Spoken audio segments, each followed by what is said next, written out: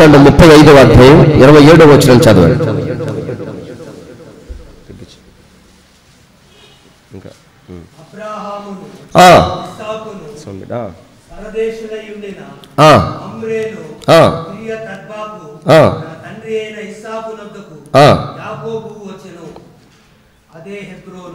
ఆమేన్.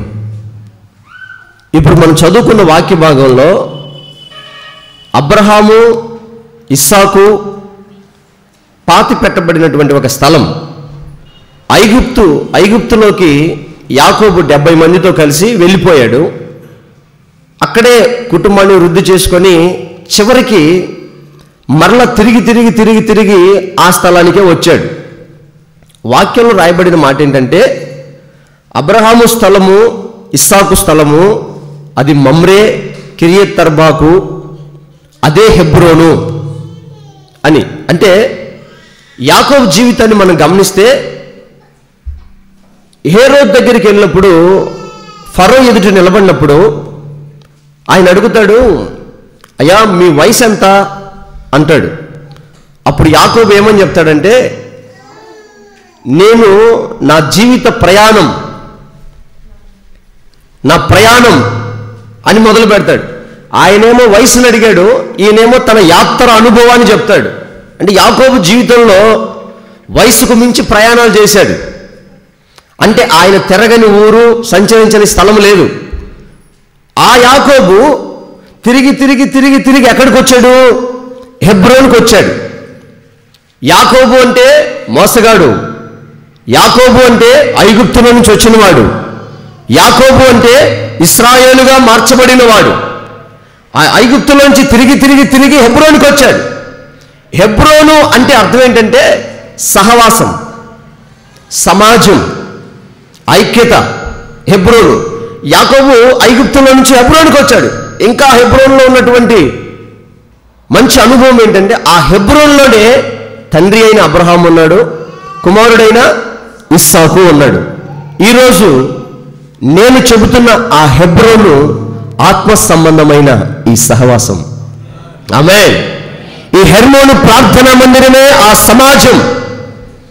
లోకము ఐగుప్తు అయితే, మనము యాకోబు అయితే, ఒకప్పుడు మోసంలో ఉన్నాం, ఒకప్పుడు పాపంలో ఉన్నాం, ఒకప్పుడు లోక సంబంధమైన ఆచారాల్లో, కులాల్లో, మతాల్లో, కట్టుబాట్లలో, వాటిల్లో ఉన్నాం. దేవుడు ఆ బంధకాలన్నీ తెంచి మనల్ని స్వతంత్రులను చేసి విడిపించాడు.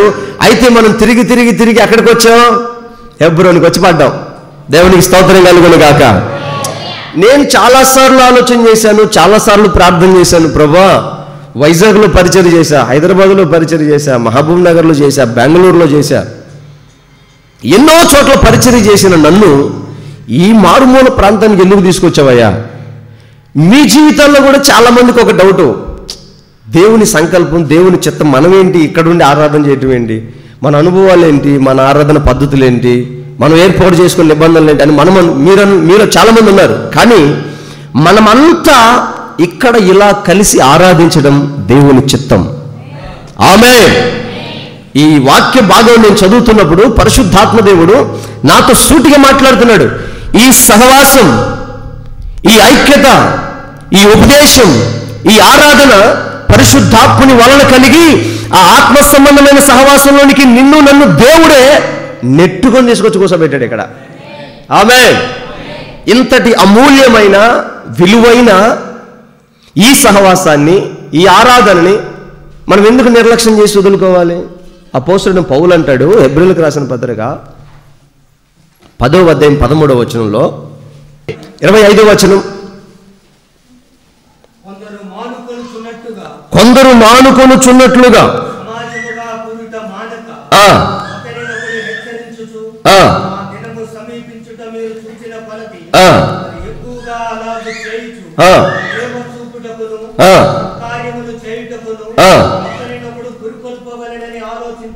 హల్లెలూయా. అపోస్తలుడైన పౌలు ఆ సంఘంతో మాట్లాడుతున్నాడు. మీలో కొందరు హెబ్రోనికి రావడం మానేస్తున్నారు, సహవాసంగా సమాజంగా కూడుకోవడం మానుకుంటున్నారు. అయితే ఆయన రాకడ దినములు సమీపించి ఉన్నాయి గనుక ఆ దినము సమీపంగా ఉన్నదని గుర్తించిన వారై ఒకరికొకడు ఏం చేసుకోవాలంట? హెచ్చరించుకోవాలి. ఏమని హెచ్చరించుకోవాలి? మనం సమాజంగా కూడుకోవడం మానుకోకూడదు, మనం దేవుని మందిరానికి వెళ్ళడం మానుకోకూడదు, ఆయన సన్నిధిలోనికి వెళ్ళాలి, ఆయనతో సహవాసం చేయడం మానుకోకూడదని మనం ఒకరినొకరు హెచ్చరించుకొని కలిసి సమాజంగా కూడుకోవాలి. ఇక్కడికి వచ్చినందు వలన మనకు కలిగే మేలేంటంటే ఇక్కడ తండ్రి అయిన దేవునితో సహవాసం జరుగుతుంది, కుమారుడైన యేసుతో సహవాసం జరుగుతుంది, పరిశుద్ధాత్మతో సహవాసం జరుగుతుంది. ఆమేన్.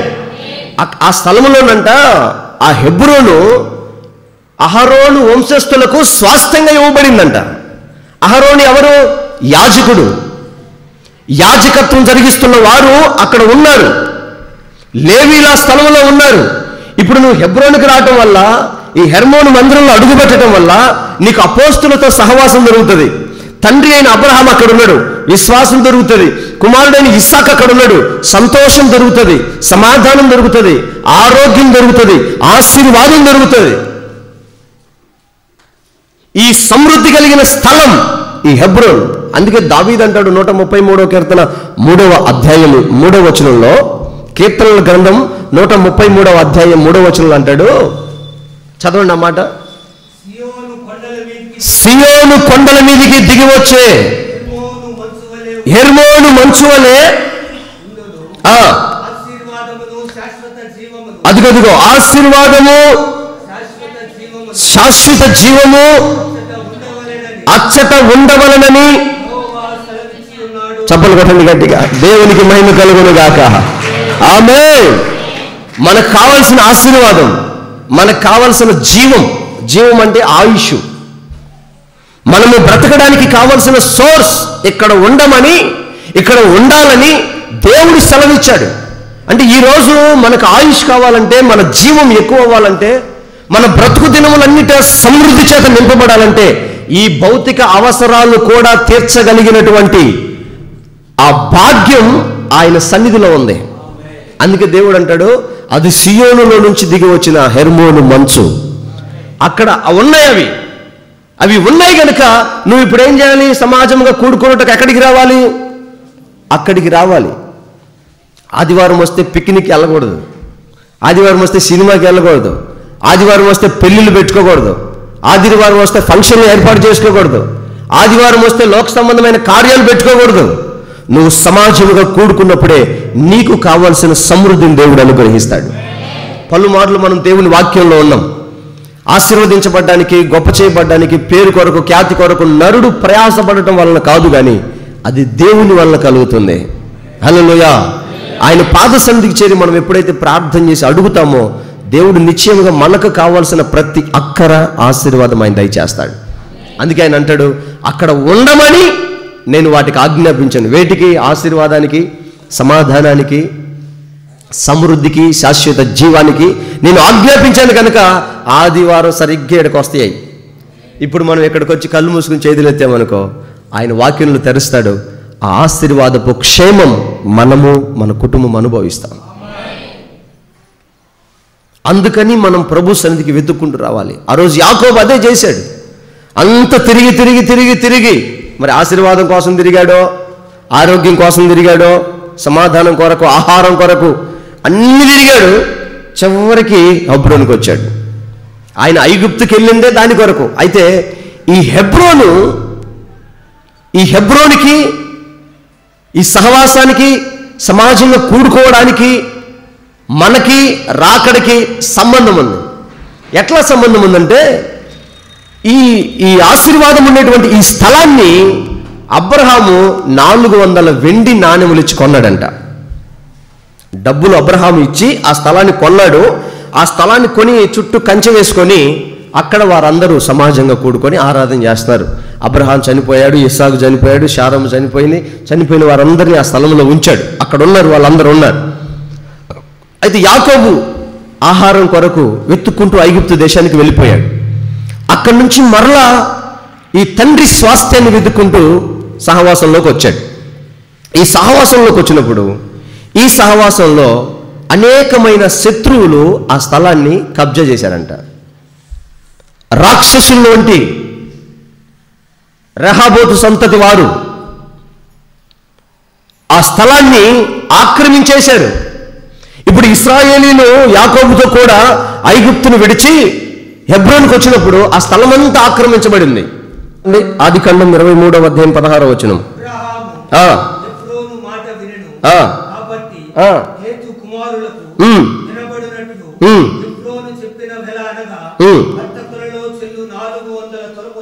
నాలుగు 400 తులముల వెండి అలాగున ఆ స్థలాన్ని స్వాస్థ్యంగా తీసుకున్నాడు. ఎన్ని తులాలు వెండి ఇచ్చాడంటే 400 తులముల వెండి.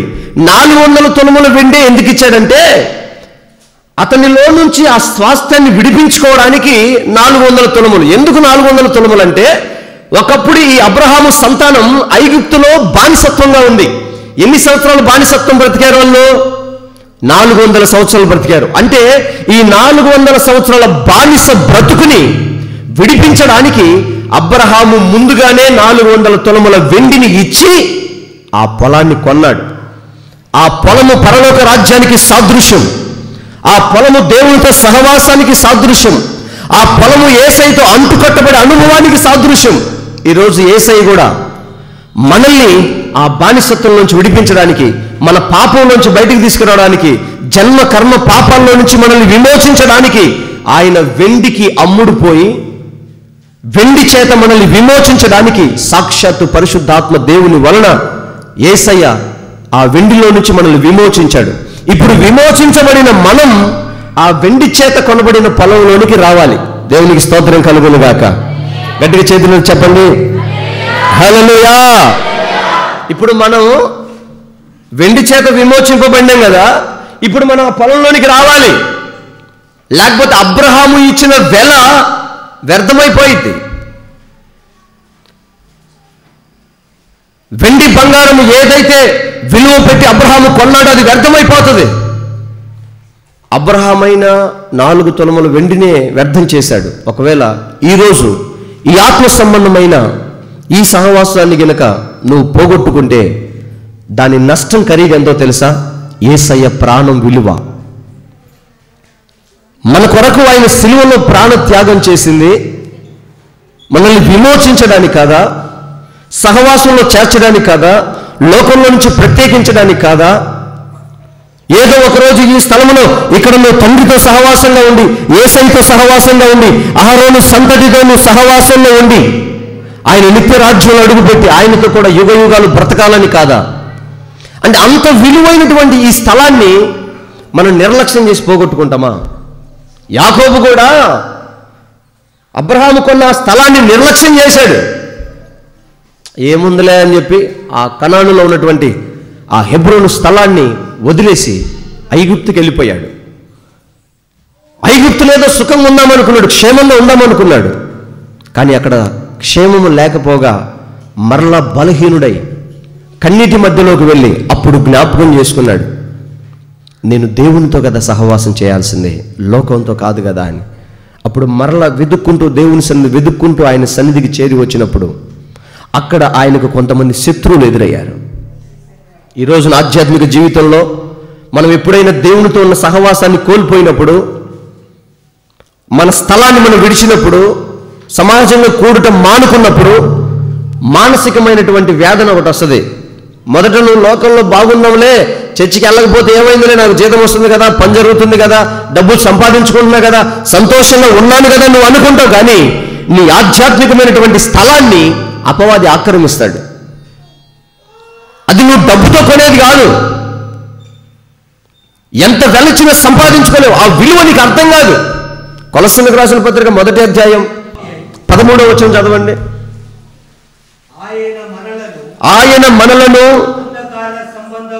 అంధకార సంబంధమైన అధికారములో నుంచి విడుదల చేసి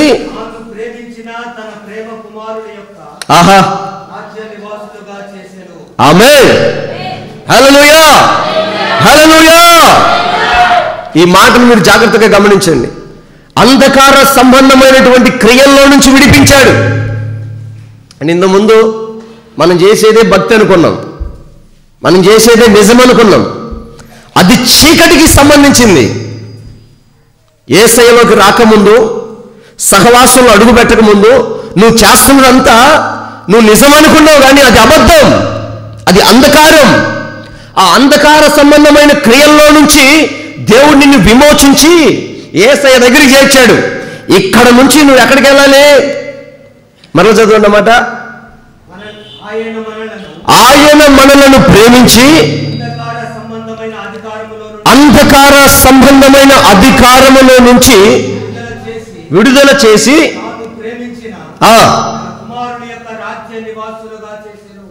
కొట్టండి చెప్పాలి గట్టిగా. హల్లెలూయా. యేసయ్య ప్రేమించి ఒక రాజ్యాన్ని కట్టాడు. సూర్యుడైనా చంద్రుడైనా అక్కర్లేని దేదీప్యమానమైన వెలుగుతో ఉన్న రాజ్యం అది. ఆకలి దప్పులు లేని రాజ్యం అది. రోగము బాధ లేని రాజ్యం అది. అప్పులలో ఆర్థికమైన ఇబ్బందులు లేని రాజ్యం అది. ఆ శ్రేష్టమైన రాజ్యాన్ని కట్టి ఆయనతో కూడా నువ్వు ఉండాలని నిన్ను నీ అంధకారం నుంచి బయటకు తీసుకొచ్చాడు. బయటకు తీసుకొచ్చి ఈ స్థలంలో పెట్టాడు. ఇక్కడ నుంచి నువ్వు ఆ రాజ్యానికి వెళ్ళాలి. నువ్వు వెళ్ళాల్సిన నీవు దీన్ని వదిలేసి మరలా లోకంలోకి వెళ్ళావనుకో, అక్కడ నీకు బాగున్నట్టుగానే అనిపిస్తుంది, బాగుండదు. ఇందాక అన్న సాక్ష్యం చెప్పాడు, బాగా తాగుతున్నాడు, పగలంతా సంపాదిస్తాడు, 400 వస్తాయి, 200 300 తాగేస్తాడు. ఆ 100 రూపాయలు చాలక ఆర్థిక సమస్యలు, అప్పు సమస్యలకు వెళ్ళిపోయి ఇంట్లో సమాధానం లేక, ఆరోగ్యం లేక, సమస్యల వలయాలు ఇరుక్కుపోయి సతమతం అయిపోతూ అదే బాగుంది, అదే ఆనందంగా ఉంది అనుకుంటా ఉన్నాడు. అయితే ఒకరోజు ఆయన మహోన్నతమైన ప్రేమ ఆయనను దర్శించింది, ఆయన నడిపించింది స్థలానికి. ఇక్కడ తండ్రితో, కుమారుడితో, పరిశుద్ధాత్మతో సహవాసం కలిపింది. ఈ సహవాసంలో స్థిరపరిచి ఆయన రాజ్యానికి అంటుకాడుతుంది. హల్లెలూయా. ఒకప్పుడు పాపం చేస్తా ఉన్న వ్యక్తికి ఆ పాపమే లోకం. ఎవరు ఏం చెప్పినా వినరు, అర్థం చేసుకోలేరు, ఆ వ్యసనంలోనే ఉంటారు. ఎంత బతిమాలినా లోబడరు. అది అంధకారం అనే సంగతి వాళ్ళకి అర్థం కాదు. ఆ రోజు డిఎల్ మూడీ అనే దైవజనుడు ఒక సినిమా హీరోయిన్ ఇంటికి వెళ్ళాడంట. ఆ ఇంటికి వెళ్ళి ఆమెకు సువార్త చెప్తా ఉన్నాడు. అమ్మా, ఇప్పటికే నువ్వు పేరు ప్రఖ్యాతి సంపాదించావు, చాలా గనురాలు అయ్యావు, నీ దగ్గర డబ్బుంది, పేరుంది, ఆస్తి అంతస్తు ఐశ్వర్యం అన్నీ ఉన్నాయి, ఇంకేం కావాలి నీకు? ఈ రోజు నువ్వు చచ్చిపోతే నరకానికి వెళ్ళిపోతావు. ఈ క్షణమే నువ్వు ప్రభువుని నమ్మి దేవుళ్ళలోనికి రా, ఆయన సహవాసంలోనికి రా ఆయన పిలిస్తే ఆమె నైస్గా ఒక్క నవ్వు, చిరునవ్వు నవ్వి ఏమనలేక చప్పట్లు కొట్టి ఓ పని మనిషిని పిలిచి, పాస్టర్ గారికి మంచి కాఫీ పెట్టివన్నాను. మంచి కాఫీ తీసుకొచ్చి ఆయనకి ఇచ్చారు. పాస్టర్ గారు తీసుకొని ఆయన కాఫీ తీసుకొని కొంచెం తాగి ఆమెకి ఇచ్చాడంట. ఆమెకి ఎక్కడ లేని బాధ, ఎక్కడ లేని కోపం వచ్చేసింది. ఎందుకు ఇచ్చాడు? సహవాసంలోనికి రా, దేవుళ్ళలోనికి రా, లోకాన్ని, డబ్బుని, ధనాన్ని, ఆశల్ని, కోరికల్ని, పాపాన్ని విడిచిపెట్టు అని చెప్తే ఆయనకి ఏం చెప్పినావా? అప్పుడేనా? ఇంకా నాకు వయసు ఉంది, ఇంకా నాకు పేరుంది, ఇంకా నాకు అందం ఉంది, ఇంకా సంపాదించాల్సిన, తిరగాల్సింది ఉన్నాయి, అంత అయిపోయినాక వస్తాలే అనింది. అందుకని సగం కాఫీ ఆమెకి ఇచ్చాడు. ఇది ఆగమ్మా అన్నాడు. అసలు పాస్టర్ గారు అన్న సంగతి కూడా మర్చిపోయి ఇంత ఎత్తులేసింది.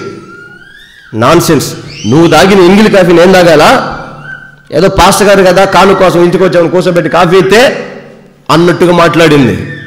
అప్పుడు ఆయన అన్నాడు, అమ్మా, నేను కాఫీ సగం తాగిస్తేనే నువ్వు అంగీకరించలేకపోయావే, మరి జీవితం అంతా నాశనం చేసుకొని వయసు అంతా ఉడికిపోయిన తర్వాత, నువ్వు ఎందుకు పనికిరాని తర్వాత అప్పుడు వచ్చి యేసయ్య నా జీవితాన్ని వాడుకో ప్రభువా అంటే నేను తీసుకుంటాడా? ఆయన తీసుకుంటాడా?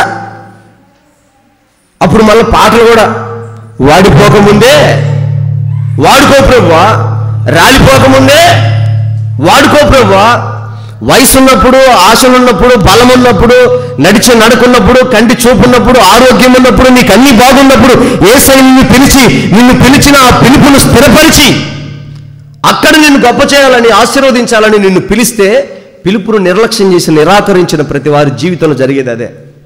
చాలామంది చూడండి, సావుకు పిలుస్తున్నాం అనుకో రారు, పరిచర్యకి పిలుస్తున్నాం అనుకో రారు, దేవుని సన్నిధికి పిలిచామనుకో రారు, బాప్తిస్మానికి పిలిచామనుకో కేక వినబడుతుంది నీళ్ళలోంచి, ఇంకా మీలో ఎవరైనా ఉన్నారా బాప్తిజం పొందాల్సిన వాళ్ళు, రారు.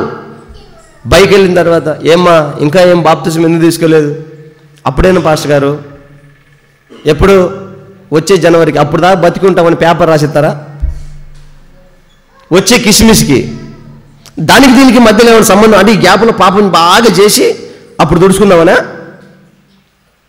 దేవుడు ఏమైనా అమాయకుడా?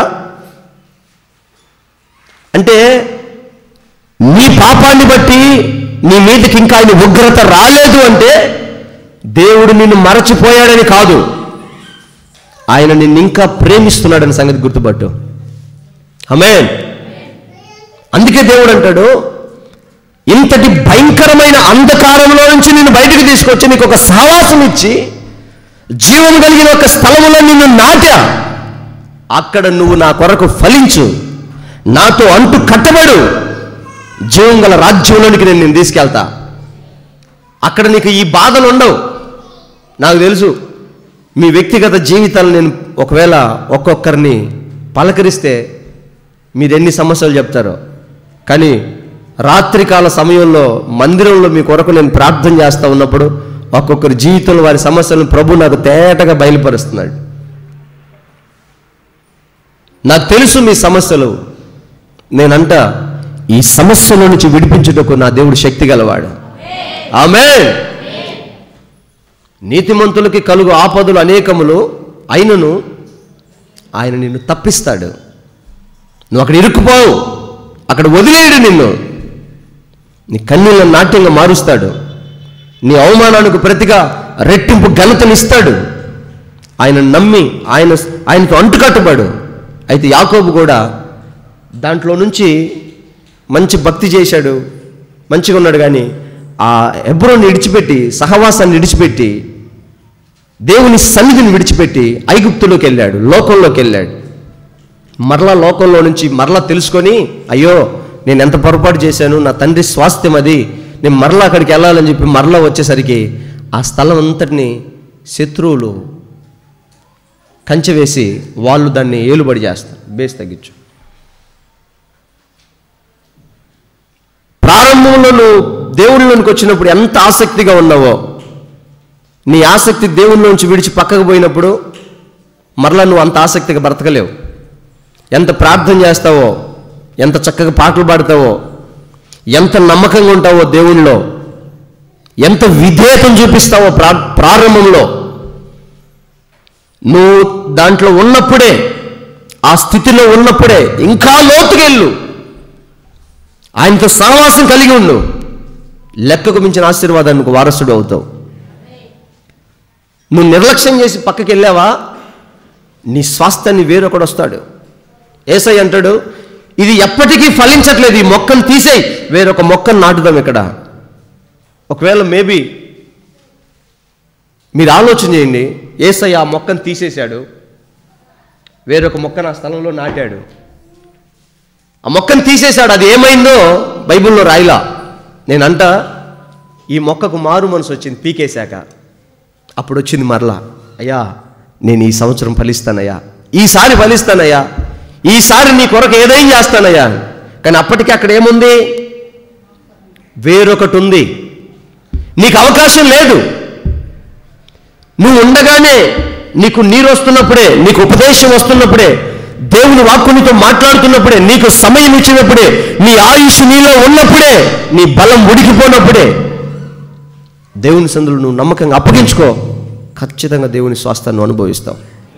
అయితే ఒకవేళ ఈ ఆరాధనలో యేసయ్య మన కొరకు అంత త్యాగం చేసి కల్వరి కొండ మీద ఆయన రక్తాన్ని కార్చి నిన్ను విడిపించి విమోచించి తీసుకొచ్చాడు కదా, ఎప్పుడైనా నీకు మరలా నాకు నా పాత ఆత్మీయ జీవితం కావాలి, నా మొదటి విశ్వాసం, నా మొదటి ఆసక్తి, నా మొదటి ప్రేమ అది నాకు కావాలని నువ్వు ఆశపడితే, వాక్యంలో అక్కడ ఏముందంటే అప్పటికే శత్రువులు ఆ స్థలాన్ని అంతటినీ కబ్జా చేసేసారండి.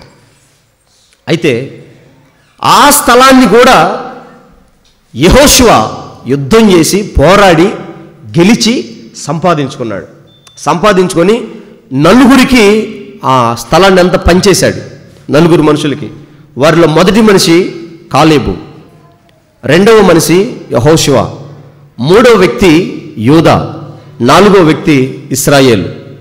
అంటే ఆయన సంపాదించినటువంటి ఆ స్వాస్థ్యాన్ని, యుద్ధం చేసి పోరాడి శత్రువుని తరిమి సంపాదించిన ఆ స్వాస్థ్యాన్ని నలుగురికి పంచాడు.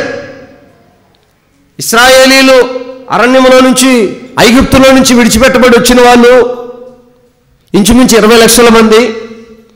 ఆ గుంపులో బతికింది ఇద్దరేనైనా మరలా ఐగుప్తులో అడుగుపెట్టింది మాత్రం 30 లక్షల మంది పైనే ఉన్నారు.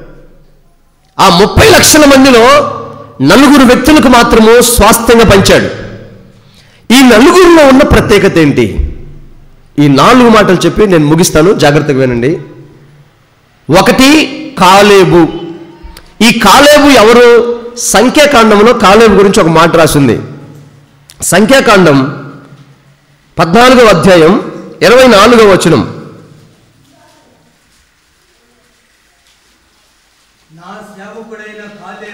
నా సేవకుడైన కాలేబు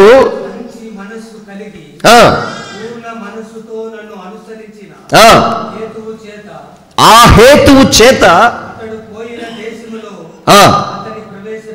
హల్లెలూయా, హల్లెలూయా. దేవుని బిడ్డలారా, ఈ కడవరి దినాల్లో ప్రతి మనసులో గొప్ప గొప్ప ఆశలు ఉన్నాయి. ఇంతకు ముందు రోజుల్లో అయితే కలిగిన దాంతో ఉన్నదాంతో సర్దుకొని అలాగోలా ముందుకెళ్ళే వాళ్ళు, కానీ ఇప్పుడైతే ఆశలు అధికమవుతున్నాయి. అంటే అవకాశాలు ఉన్నాయి కదా. ఇప్పుడు ఒక మంచి కారు కొనాలనుకున్నాం అనుకోండి, మన జీతం ఓ 40,000, మనం కారు కొనలేం. కానీ అవకాశం ఉంది. ఏంటి అవకాశం? ఆ 40,000 తీసుకెళ్ళి ఆడ కట్టేస్తే ఆడైతే కారు ఇస్తాడు ముందు, తర్వాత నెల నెల కొంచెం కట్టుకోవచ్చు. అవకాశాలు ఎక్కువ ఉన్నాయి నీ ఆశలు తృప్తిపరచుకోవడానికి. అయితే యేసయ్య అంటాడు, అతడు మంచి మనస్సు గలవాడు గనుక, మన చదువు, నా సేవకుడైన కాలేబు మంచి మనస్సు కలిగి పూర్ణ మనసుతో ఆయన అనుసరించాడు గనుక ఆయన కోరిన దేశమును ఆయనకు స్వాస్థ్యంగా ఇచ్చాడు. దేవునికి స్తోత్రం కలుగును గాక. హల్లెలూయా. ఈరోజు ఆయన సన్నిధిలో చేరిన నువ్వేం కోరుకుంటున్నావో, నేను మీకు ఒక మాట చెప్పాలనుకున్నా, అయితే అది నిన్న రాత్రి చెప్పాను. నువ్వేం కోరుకుంటున్నావో దాన్ని దేవుడు ఇస్తాడు. ఇది సత్యం, అంతే. యేసు ప్రభువుని నమ్మి మనం పేదరికాన్ని అనుభవించడానికి, దారిద్ర్యం అనుభవించడానికి, లోభత్వాన్ని అనుభవించడానికి కారణాలు మనయే. గత వారంలో పరిశుద్ధాత్మ దేవుడు తేటగా మాట్లాడాడు. నేనే నీ దేవుడైన యెహోవా, నేను తప్ప వేరొకటి నీకు ఉండకూడదు. వేరొకరిని అనుసరించిన వాడికి ఏమొస్తాయి? శ్రమలు వస్తాయి. ఆయన క్లియర్గా చెప్పేశాడు. ఇంకా నీ జీవితంలో సినిమాలు ఉన్నాయో, సిగరెట్లు ఉన్నాయో, మందు బాటిల్ ఉన్నాయో, పాపం ఉందో, వ్యభిచారం ఉందో, లోకం ఉందో, ధనాపేక్ష ఉందో, ఏదైతే నువ్వు విగ్రహంగా పెట్టుకొని దాని వెనకాల పరిగెడుతున్నావో అది ఇంక నీకే తెలుసు. ఏ సిటీ స్కానింగ్లకు అందదు. అది ఎవరి హృదయంలో ఏముండేది ఎవరికి అందదో. నీ మనసులో ఏముందో బయటికి చెబితే ఏమని చేయగలం, కానీ లోపల ఉంటుంది, అది మనకు అర్థం కాదు. అయితే కాలేబు పూర్ణ మనసుతో దేవుని వెంబడించాడంట. అయితే దేవుడు ఆశీర్వదించడానికి ఒక మాట చెప్తాను మీకు. యేసయ్య ఎంత గొప్ప దేవుడు అంటే, ఆయన దగ్గరికి వచ్చి మనం చిన్న చిన్న అడగటం మన అమాయకత్వం అనుకోండి. దానికి ఉదాహరణగా ఓ మాట చెప్తా. ఇప్పుడు ఒక కుంటివాడు ఉన్నాడు, ఒక కుంటి వ్యక్తి ఉన్నాడు, కాళ్ళు సరిగా లేవు.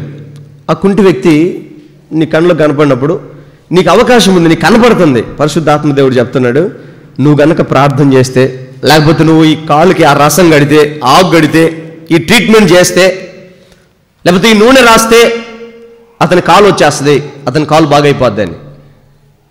నువ్వు వెళ్ళి కట్టావు, కాలు బాగైపోయింది. అవకాశం ఉంది, ఛాన్స్ ఉంది.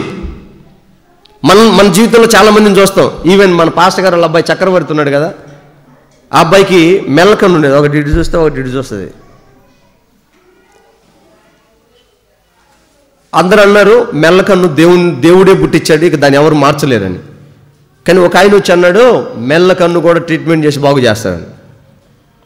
ఆడికి ఒక ట్రీట్మెంట్ చేసి కన్ను చక్కగా వచ్చేటట్టు చేశారు. కాలు పోలియో వచ్చింది, అది ఇంకెవరు బాగు చేయలేరు. కానీ ఒక ఆయన అన్నాడు అమెరికా డాక్టర్స్ పోలియో వ్యాధితో ఉన్న కాళ్ళను కూడా శస్త్రచికిత్స ద్వారా దాన్ని మరలా బాగు చేయగలరు, ఆ నరములన్నిటిని అడ్జస్ట్ చేయగలరు అని చెప్పుకొచ్చాడు. గుడితనంలో ఉన్న వాళ్ళు అలా చాలామంది బాగైపోయారు. అయితే యేసయ్య సశరీరుడిగా బ్రతికున్నప్పుడు ఒకరోజు ఒక ఇంట్లో కూర్చొని ఆయన అందరితో మాట్లాడుతున్నాడు. ఆయన రాకడ గురించిన సంగతులు చెప్తుంటే 4 మనుషులు పక్షవాతం కలిగిన ఒకరిని పట్టుకొచ్చి ఆ ఇంట్లో కిందకు దించారు. దించి యేసయ్య ముందు వాడిని దించి చూస్తూ ఉన్నారు యేసయ్య ఏం చేస్తాడని. అప్పుడు వెంటనే యేసయ్య ఏమన్నాడంటే, నీ పాపములు క్షమించబడ్డాయి, నీ పరుపెత్తుకొని వెళ్ళిపో అన్నాడు. అందరూ ఆశ్చర్యంగా చూస్తారు యేసయ్య వైపు. వచ్చింది ఎవరు? పక్షవాతం కలిగిన వాడు. ఏమని ప్రార్థన చేయాలా? పక్షవాతం సైతానా వెళ్ళిపో అని చెప్పాలా? ఏ బలహీనత ఉందో ఆ బలహీనతను పొమ్మని చెప్పాలా? కానీ యేసయ్య ఏమన్నాడు? నీ పాపములు క్షమించబడ్డాయి, నువ్వు వెళ్ళిపో అన్నాడు. ఇప్పుడు ఆ శాస్త్రుల వైపు ప్రధానుల వైపు యేసయ్య చూసి వాళ్ళతో అంటాడు, పాపములు క్షమించడానికి నువ్వెవరయ్యా అన్నట్టుగా నన్ను చూస్తున్నారు కదా, ఒక మాట అడుగుతా, వాడి పాపములు క్షమించడం సులభమా, వాడి కుంటికాలు బాగు చేయడం సులభమా అన్నాడు. మీరు చెప్పండి, పాపములు క్షమించడం సులభమా, కుంటికాలు బాగు చేయడం సులభమా?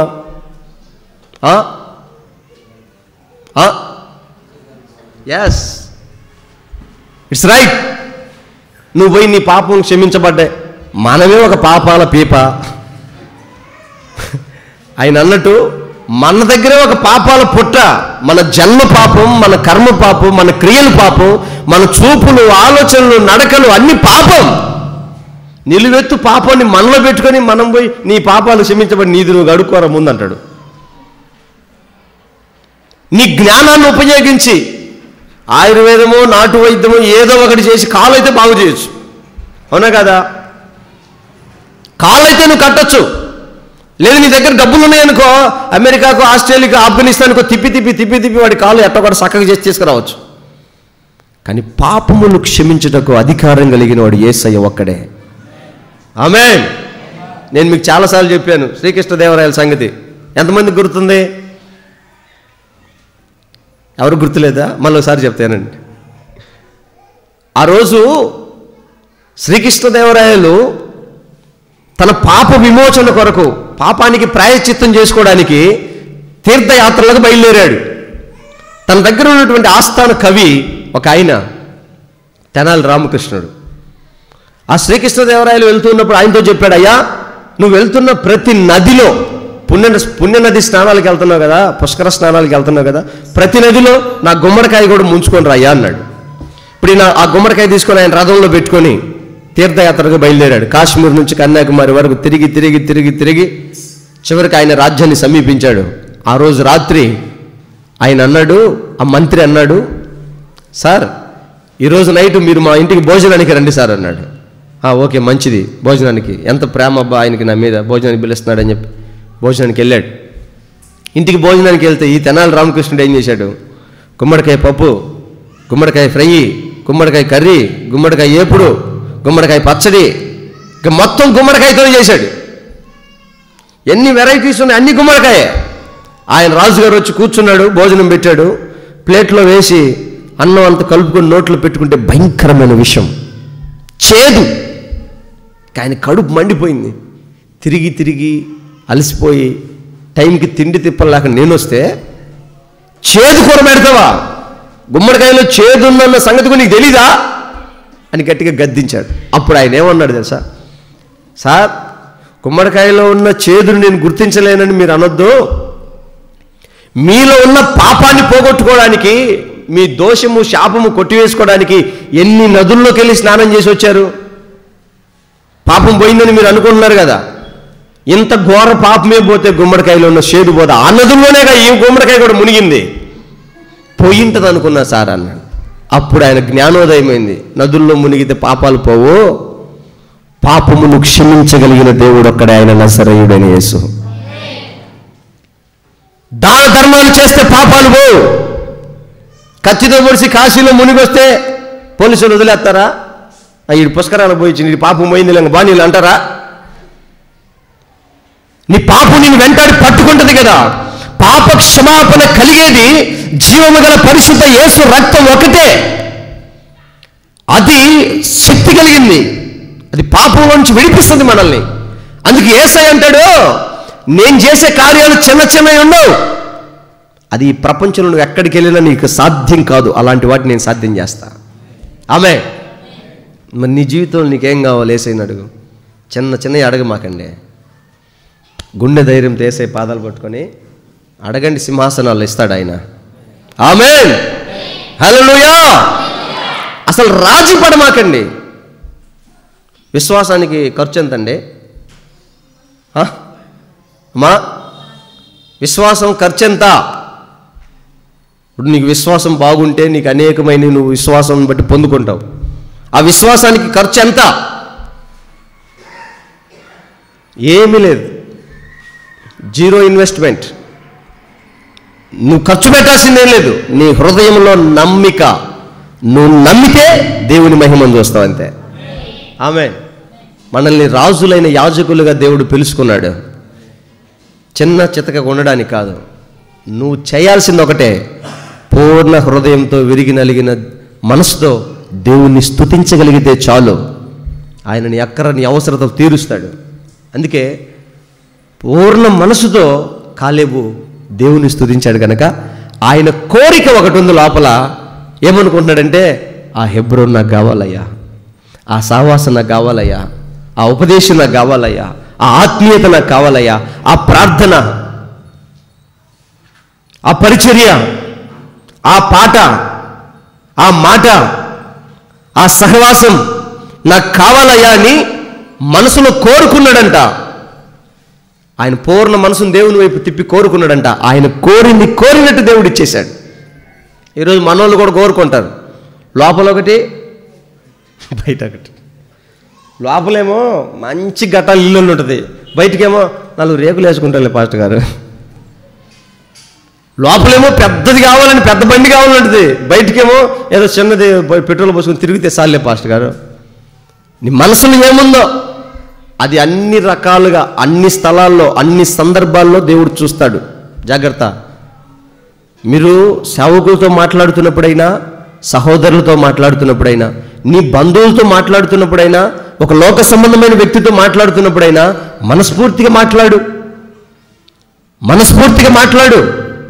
నీ హృదయంలో ఉన్న కోరికను దేవుడు చూస్తాడు, దాన్ని నెరవేరుస్తాడు. నిజంగా నిన్నటి దినాన నన్ను ఒక సహోదరుడు కలిశాడు. పలుమార్లు మేము కలిసినప్పుడు ఏ రోజు కూడా ఆ వ్యక్తి వచ్చిపోయిన తర్వాత నా దగ్గరికి నా విశ్వాసం బలపడుతుందే తప్ప పొరపాటున నిర్వీర్యం అవ్వదు. అట్టుండాల మాట. ఇక నేను వెళ్ళి ప్రభు దగ్గరికి వెళ్ళి ఆ మాటలన్నీ జ్ఞాపకం చేసుకొని నా విశ్వాసాన్ని రెట్టింపు చేశా. దేవుడు నా విశ్వసించిన దాని కొలత నాకు ఇస్తున్నాడు.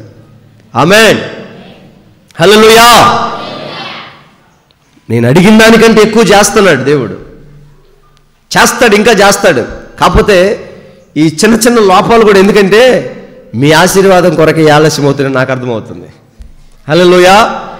నువ్వు కోరింది నీకు చేస్తాడు. ఎప్పుడో తెలుసా? నీ పూర్ణ మనసుతో దేవుని వెంబడించు. కాలేబు అలా వెంబడించాడు కనుక దేవుడు అతనికి అనుగ్రహించాడు. అంటే జయించాడు, శత్రువును జయించిన అనుభవం, పూర్ణ మనసుతో వెంబడించిన అనుభవం. రెండవది యెహోషువ. యెహోషువ ఎవరు? నిర్గమకాండం 34వ అధ్యాయం 33వ అధ్యాయం 11వ వచనం. నూను కుమారుడైన యెహోషువ, చాలు. నూను కుమారుడైన యెహోషువ ఎవరంట? పరిచారకుడు, మొదట పరిచారకుడు. కొమ్ము సామేలు ఎవరు? పరిచారకుడు. ఇంక పేర్లన్నీ ఎందుకులే. పేతురు పరిచారకుడు, యాకోబు పరిచారకుడు, ఇమ్మానుయేలు పరిచారకుడు, జాన్సన్ బ్రదర్ పరిచారకుడు. ఎవరో ఆ స్థలంలో ఒక పేరు పెట్టుకోండి, వ్యక్తి పరిచారకుడు. నేటి దినాల్లో పౌలు గారు అన్నట్టు దేవుని కంటే సుఖానుభవం కోరుకున్న మనుషులు ఎక్కువైపోతున్నారు. పరిచర్య ఆత్మ లేదు అసలు. దేవుడు పరిచర్య చేయుటకు వచ్చాడు కానీ పరిచర్య చేయించుకున్నట్టుకు రాలేదు. మనం దేవుని సన్నిధిలో పరిచర్య ఆత్మ కలిగి ఉన్నట్లయితే యెహోషువకు స్వాస్థ్యం దొరికినట్లుగా మనకు కూడా స్వాస్థ్యం దొరుకుతుంది. ఆమేన్. ఈ పరిచర్య ఆత్మ కొరకు మనం ప్రార్థన చేసుకోవాలి. ఎంతసేపు మనం లోకం మీద దృష్టి పెట్టి లోకం మీద పరుగులు ఎత్తడం కాదు. ఇహ పరమందున మనకిచ్చే స్వాస్థ్యం ఒకటి ఉంది. మన హృదయపూర్వం చెప్పాలి. ఏమని? ఇహ పరమందున నీవే నాకని, ఇక ఏపియో నాకు అక్కరలేదని, స్వాస్థ్యము లేదని. ఇహ పరమందున నీవే. అందరూ నోరు తెలిసి ఒకసారి పాడితే యేసయ్య స్థిరపరుస్తాడు ఆ మాటలు. ఇక ఏపియో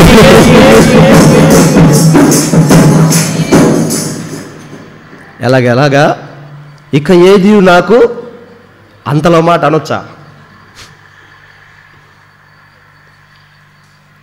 ఎందుకు అక్కర్లేదు? ఆ పార్టీ వాళ్ళు ఇచ్చే కావాలి, ఈ పార్టీ వాళ్ళు ఇచ్చే కావాలి, లోకం కావాలి, దేవుడు కావాలి, కులం కావాలి, గోత్రం కావాలి, ఆచారాలు కావాలి, ఉపదేశాలు కావాలి, అన్నీ కావాలి. కానీ వాక్యం ఏమంటే తెలుసా? ఇహ పరమందున నీవే నాకని, ఇక ఏదియో నాకు అక్కరలేదని, స్వాస్థ్యము లేదని. మన నిరీక్షణ విషయంలో కానీ మనం ఆశించే విషయంలో కానీ దేవుని సన్నిధిలో మనం పరిచారకులమై ఉండే ఇక్కడ నిన్ను నువ్వు తగ్గించుకుంటే అక్కడ హెచ్చింపబడతావు. నిన్నటి రాత్రి పరిశుద్ధ ఆత్మదేవుడు అదే సెలవిచ్చాడు. ఆయనట సింహాసనం మీద దేవుడితో సమానంగా ఉండే భాగ్యంగా ఎంచుకోకుండా తగ్గించుకున్నాడంట. శిలువ మరణము పొందినంతగా తగ్గించుకున్నాడు గనుక ఆకాశమందైనా భూమి ఎందైనా భూమి క్రింద ఎందైనా ఏ మోకాలైనా ఆయన నామం లొంగాలంటాడు. భలే. అసలు నాకు ఇన్ని రోజులు ఆ మాట చదువుతున్నా కానీ ఆ లింక్ నాకు రాత్రి దొరికింది. ఆయన తగ్గించుకున్నాడు గనుక వంగుతుంది మోకాలు, ప్రతి మోకాలు, ప్రతి నాలుక ఆయన పొగుడుతాడంట. అందుకే బహుశా చాలాసార్లు మనం అప్పుడు అబ్బా పాస్టర్ గారికి చాలా తగ్గింపయ్యా, ఆ సహోదరుడికి చాలా తగ్గింపయ్యా, ఆ అక్కకి ఎంత విధేయత, ఎంత తగ్గింపో. ఇంకొంతమంది ఆమె నోరు తెరిస్తేనా కప్పులు లేచిపోవాల్సింది యేసునామంలో. మళ్ళీ బిడ్డే, అబ్రాహాం బిడ్డే.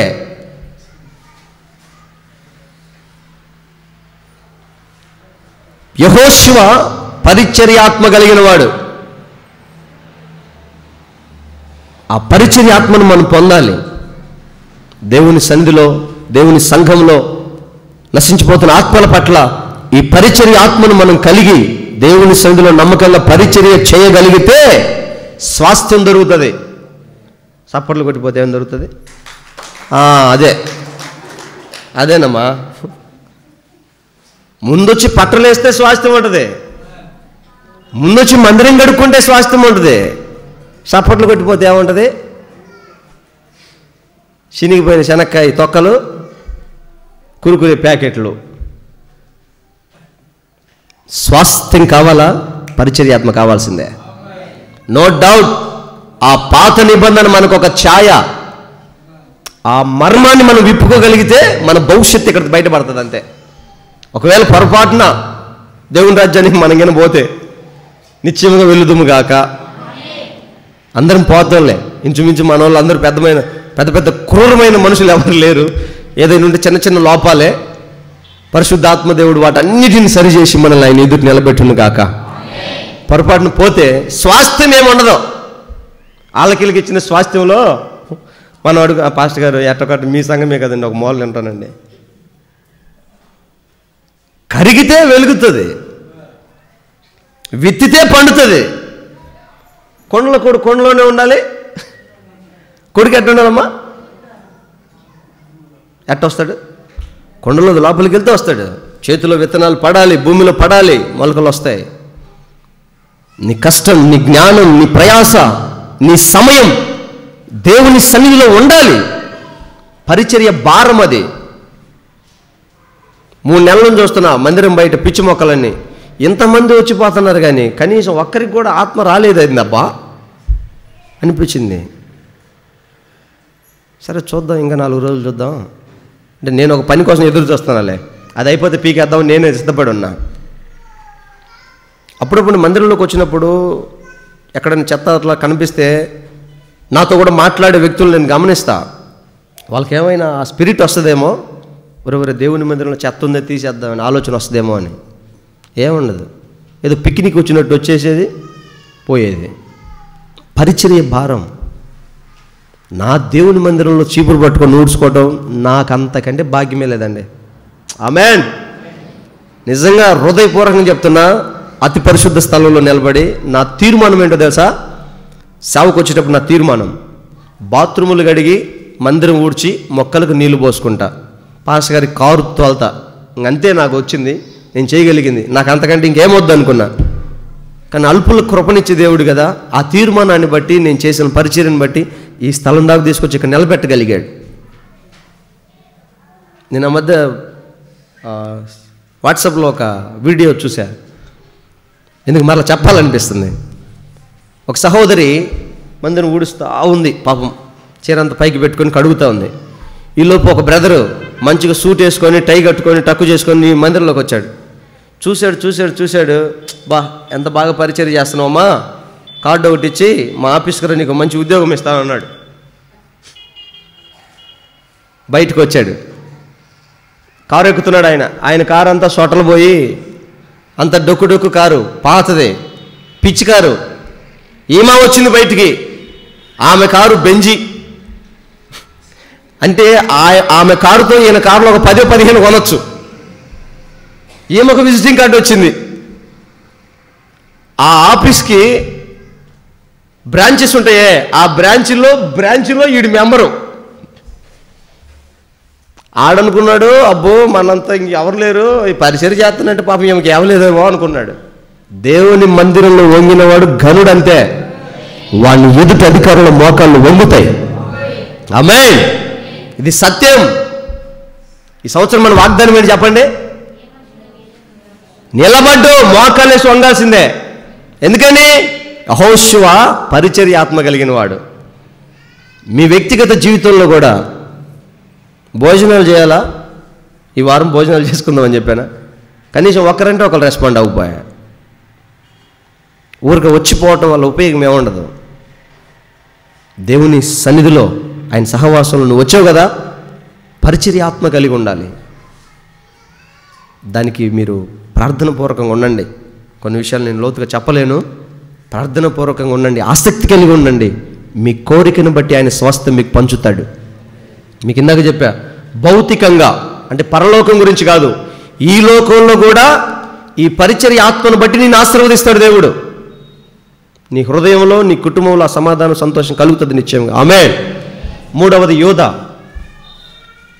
యోధాకు స్వాస్థ్యం ఇచ్చాడు. యోధా ఎవరు? ఆదికాండం 13వ అధ్యాయము 29వ అధ్యాయం. ఆదికాండం 29వ అధ్యాయం 35వ వచనం.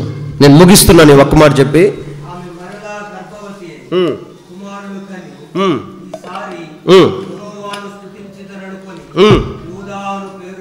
హల్లెలూయా. ఆమె మరలా గర్భవతి కుమారుని కనినప్పుడు నేను దేవుని స్తుతిస్తున్నాను అనుకొని అతనికి యోధా అని పేరు పెట్టింది. యోధా అంటే స్తుతించేవాడు. హోషేయ గ్రంథం 11వ అధ్యాయం చివరి వచనంలో ఒక మాట ఉంటుంది. ఇశ్రాయేలు మోసం చేశాడు, రూబేను అన్యాయం చేశాడు, షిమ్యోను దారుణంగా వెన్నుపోటు పొడిచాడు, యోధా ఒక్కడే నమ్మకస్తుడు. బహుశా దావీదు యోధా స్తుతి గోత్రంలో పుట్టాడు, యేసు ప్రభు యోధా వంశంలో పుట్టాడు. కారణం ఏంటంటే వీళ్ళు స్తుతించేవారు దేవుణ్ణి. ఏ కారణాన్ని బట్టి అయినా దేవుని నిందించరు. దేవుడు నాకేం చేశాడండి, దేవుడు నన్ను మర్చిపోతే ఇంకా ఎందుకు బతికి బట్ట కడతాం, మట్టిలో ఉంటాం. ఆయన ఇంకా మనల్ని జ్ఞాపకంలో ఉంచుకున్నాడు. చేసిన ప్రతి మేలును బట్టి దేవానికి స్తోత్రమని చేతులెత్తి చెప్పగలిగిన వాడే యూదా, స్తుతించేవాడు యూదా. ఆ స్తుతి నీ నోట వినబడుతున్నంత కాలం స్వాస్థ్యం నీ జీవితంలోకి వస్తానే ఉంటుంది. నమ్మకస్తుడు అయి ఉన్నంత కాలం దేవుడు ఖచ్చితంగా నిన్ను ఆశీర్వదిస్తాడు. హల్లెలూయా. నేను నిన్న వారంలో అనుకున్నా, మన వాళ్ళకి ఎందుకు ఇంకా ఆశీర్వాదం సమృద్ధిగా రావట్లేదు. గొర్రెలు కాసుకున్న దావీదును సింహాసనం తీసుకెళ్ళాడు, గాడిదలు ఎత్తుకుని సౌల్ని రాజుని చేశాడు, ఎందుకు వీళ్ళకి ఇంత ఆశీర్వాదం రావట్లేదు, నమ్మకంగానే ఉంటున్నారు కదంటే అప్పుడు అనిపించింది, ఒకవేళ దేవుడు పొర్రపాటును మిమ్మల్ని ఆశీర్వదించాడు అనుకో, మీరు దేవుడిని కూడా వదిలేస్తారు. నమ్మకం లేదు. 1000 రూపాయలు ఇస్తే నమ్మకం లేదు, 10,000 ఇస్తే ఏం నమ్మకం ఉంటుంది, 1,00,000 ఇస్తే ఏం నమ్మకం ఉంటుంది. కొంచెంలో నమ్మకంగా ఉన్నవాడు అనేకమైన వాటి మీద నమ్మకంగా ఉంటాడని నీకు ఎక్కువ ఇస్తాడు. నువ్వు అంతతో సర్దుకుంటున్నావు అనుకో, ఇక అంతే జీవితం, అంత సర్దుకునేట్టు అయిపోద్ది. నమ్మకమైన వాడు యోధ, వాడు స్వాస్థ్యం పొందుకుంటాడు. ఆమేన్. దేవుని విషయంలో, ప్రార్థించే విషయంలో, పరిచయం చేసే విషయంలో, దశమ భాగం ఇచ్చే విషయంలో, దేవుని సన్నిధికి వచ్చే విషయంలో, బల్లారాధన తీసుకుంటున్నావు, నీ మనస్సాక్షి దేవునికి నీకు సమాధానం ఉందా లేదా, ఆ విషయాలలో నీకు ఒక నమ్మకత్వం ఉండాలి. దేవుడు నిన్ను గమనిస్తాడు. ఆ పశ్చాత్తాపం నీకు నీ జీవితంలో వస్తుందా రావట్లేదా గమనిస్తాడు. అప్పుడు నువ్వు నమ్మకంగా కనపడ్డావు అనుకో, నమ్మకమైన వానికి సమృద్ధి అని దీవెనగలుగుతాయి. అంతే. ఆమేన్. మనుషులు ఎవరు నమ్మదగిన వాళ్ళు కాదండి, నమ్మదగిన వాడు ఆయన ఒక్కడే. ఈ భూమి మీద విశ్వంలో నమ్మకం పెట్టుకోవచ్చు అని ఎవరైనా ఉన్నారు అంటే ఆయన ఒక్కడే. నమ్మతగిన వాడే నన్ను దిశలా నెమ్మది నా చీరకును జీవితమంతా. ఆమేన్. హల్లెలూయా. చివరిగా ఆయన స్వాస్థ్యం పంచిచ్చింది ఇశ్రాయేలుకి. ఇశ్రాయేలు ఎవరంటే నిర్గమకాండం 19వ అధ్యాయం 5వ వచనం చూడండి. నేను ఈ మాట చదివించి నేను ముగిస్తాను.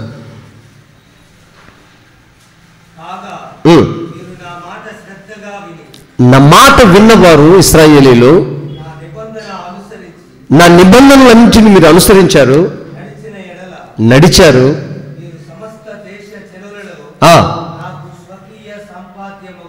ఆమేన్. హల్లెలూయా. ఆయన మాట విన్నారు, ఆయన నిబంధనలు మీరలేదు, ఆయన మాటలు యాజ్ ఇట్ ఈస్గా లోబడి ఆ వాక్యానుసారంగా మీరు బ్రతుకుతున్నారు కనుక ఆయనకు మీరు స్వకీయ జనం. లోకమంతటిని కాదు, మనల్ని స్వకీయ జనం అన్నాడు. చూడండి, ఒకవేళ దేవుడు పొరపాటున మీరు తెల్లగా నిగనిగలాడితేనే మీరు నా జనులని చెప్పుకుంటాను, నా భక్తులని చెప్పుకుంటాను, మొఖాలు ఎటు పెట్టుకొని నల్ల మొఖాలు వేసుకొని తెల్ల మొఖాలు వేసుకుని నేను పెట్టుకోను అంటే మనం ఏమైపోతాం? లేకపోతే ఇంత ధనవంతులైతే మళ్ళీ ఇంత క్వాలిటీ ఉంటే అంటే మనం ఏమైపోతాం? అందుకే ఆయన నిబంధనలు చాలా ఆశ్చర్యమైనవి. ఆయన ఏమడుగుతున్నాడు తెలుసా? నా మాట విని నేను చెప్పింది చెప్పినట్లుగా చేయండి, లోకమందరికంటే మిమ్మల్ని నా స్వకీయ జన్మగా చేసి నా రెక్కల మీద, పక్షిరాజు రెక్కల మీద మోసినట్లుగా నేను మిమ్మల్ని మోస్తాను. ఇక తెగులు వచ్చినా, వరద వచ్చినా, మునిగిపోయినా, ఏదొచ్చినా భూమి మీదనే. పైన వస్తుందా? పైన వస్తుందా? హైదరాబాద్ మునిగింది అనుకుంటున్నాం, అమలాపురం మునిగిపోయింది అనుకుంటున్నాం, ముంబై మునిగిపోయింది, బెంగళూరు మునిగిపోయింది, కానీ కొండే మునిగిపోవాల. కారణం ఏంటంటే మనం ఆయనకు స్వకీయ జనం. అంటే అక్కడ లేరని కాదు నా ఉద్దేశం. అంటే చెప్తున్నా, వరద వలె శ్రమలు నీ జీవితంలోకి వచ్చినప్పుడు ఆయన నేను ఆయన రెక్కల మీద మోస్తాడు. ఆయనకి ఇష్టమైన ప్రజలం కనుక ఆయన ఇష్టం మనలో నెరవేరాలంటే ఆయన మాట వినటమే. అంతే. ఒకవేళ కొండలు పిండి చేయండి అంటే మన జీవితకాలం సరిపోదు. దేవుడు ఏం చెప్తాడు? మాట వినమంటున్నాడు అంతే. అవిధేయత వద్దు, అవిధేయత వద్దు. ఆయన మాట విని ఆయన నిబంధన ప్రకారం ఆయన స్వాస్థ్యాన్ని మనం వెదికి ఆయన సన్నిధికి రాగలిగితే మనం ఆయన స్వకీయ జనంగా మారుతాం. మన హృదయంలో ఉన్న కోరిక ఏదో అది ఆయన తీరుస్తాడు. ఆమేన్. అందుకే మరలా చెప్తున్నాను, యాకోబులాగా అరణ్య యాత్రలు చేసి తిరిగి ఆయన స్వాస్థ్యాన్ని వెదికి వచ్చినట్లుగా నీవు కూడా నువ్వు కోల్పోయిన ప్రార్థనని, నువ్వు కోల్పోయిన విశ్వాసాన్ని, నువ్వు కోల్పోయిన భక్తిని మరలా నువ్వు వెదకగలిగితే ఆత్మీయతను నువ్వు వెతకగలిగితే, శత్రువును జయించగలిగిన ఈ 4 అనుభవాలు నీ జీవితంలో ఉంటే నీకు దేవుడు నిశ్చయముగా స్వాస్థ్యాన్ని ఇస్తాడు. అది ఇహలోకంలోను పరలోకంలోను. అది నెరవేరినప్పుడు మనం అన్ని జనులకు కారణంగా కనబడతాం. యేసయ్య ఆశీర్వాదానికి వారసులుగా కనబడతాం. ఆయన వాక్యం మన జీవితంలో నెరవేరుతుంది. అందుకే నీ జీవితంలో శ్రమైన, బాధైన, ఇరుకైన, ఇబ్బందైన, రోగమైన, వ్యాధైన ఏదైనా ఆయన మాట ప్రకారం ఆయన సన్నిధిలో సహవాసములో సమాజంలో కూడుట మానుకొనక నువ్వు ఉండగలిగితే అక్కడ తండ్రి, కుమారుడు, పరిశుద్ధాత్ముడు, అపోస్తులలో ఉన్నటువంటి ఆ అనుభవం, ఆ జీవం నీలోనికి, నీ కుటుంబంలోనికి వస్తాయి. ఆమేన్. వేరయ్యావా ఆ జీవం కాస్త వేరైపోతుంది. అందుకే ఈ కడవరి దినాల్లో నువ్వు దేవుని రాజ్యానికి సిద్ధపడడానికి ఆ పొలంలోనికి రావాల్సిందే. ఎందుకంటే అది పాత నిబంధన పరిశుద్ధుల సమాధుల స్థలం, అది కొత్త నిబంధనల పరదేశ్. అది వారికి అది స్వాస్థ్యం, మనకి ఇది స్వాస్థ్యం. మనందరం కలిసి దేవుని రాకడలో ఎత్తబడాలి అంటే ఖచ్చితంగా ఈ అనుభవం ప్రతి ఆత్మీయుడిలో ఉండును గాక. అందరూ అలాగే తలలు వంచి మోకరించి కళ్ళు మూసుకోనండి. ఓ చిన్న ప్రార్థన చేసుకుందాం.